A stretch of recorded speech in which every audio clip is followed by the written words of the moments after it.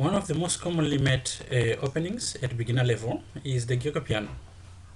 And this is what we're going to cover today. Welcome to opening videos for beginners. The Guioco Piano, or also known as the Italian game, arises after e4, e5, knight f3, knight c6, and bishop c4.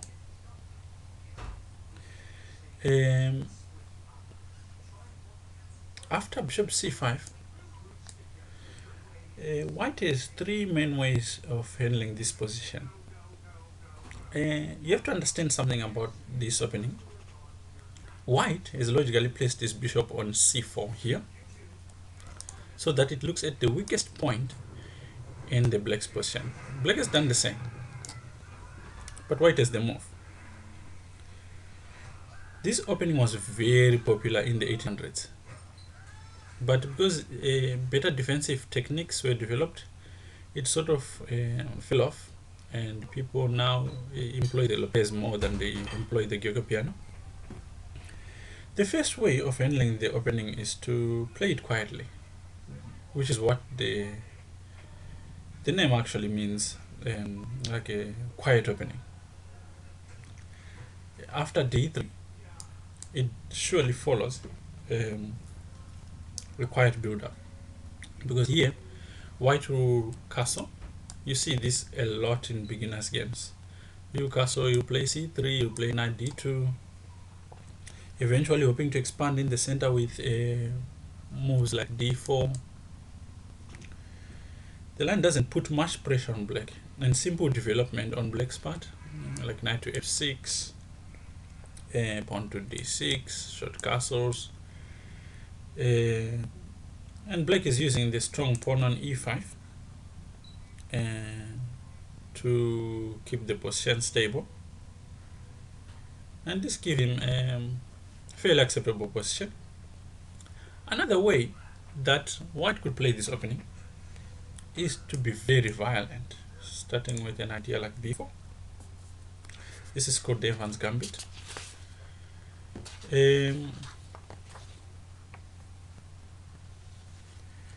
The Evans Gambit was invented in the 1820s, a variation that was once used by great masters.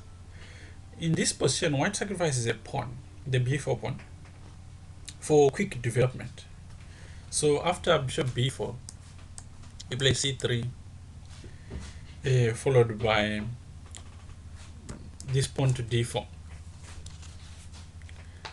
It was considered to be good for white until world champion Emmanuel Lasker and other analysts came up with various defenses, and that proved very hard to crack, and a pawn turned out to be a pawn.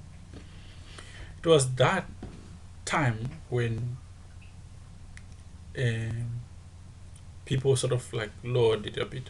But interesting enough, Kasparov in the early 90s started using it, and it was dusted off and taken off the shelf and put into the playing field. Naturally, playing a gambit carries a great deal of risk, since the extra material gives the defender a long-term advantage. So if you do not win, you're going to lose in the endgame.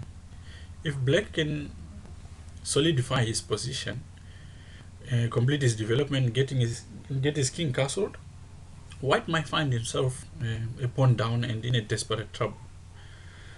If black parries the attacks, he can survive, but if he doesn't manage to, then he's in trouble. One last way you can play the Guioco Piano is to play c3 here. This is, I think, the most practical way to play. And there's also obviously considered the main line. White takes control of the d4 square and is preparing to grab the center with d4. Black has to take active measures against this. If he plays indecisively, white will just carry out his plan, and you get space and so on. So the main line is to play knight f6, counter-attacking the e4 pawn. White just continues d4, e takes d4, c takes d4, and now check. Bishop d2, bishop d2, knight d2, and very good move by black, which destroys the white center. And after takes, knight takes, queen b3, putting pressure on the knight, black can just simply defend like this. And white has active pieces, but it's compensated by, the weak pawn on d4. Chances are considered to be equal in this opening. It's not as ambitious as it was initially thought to be.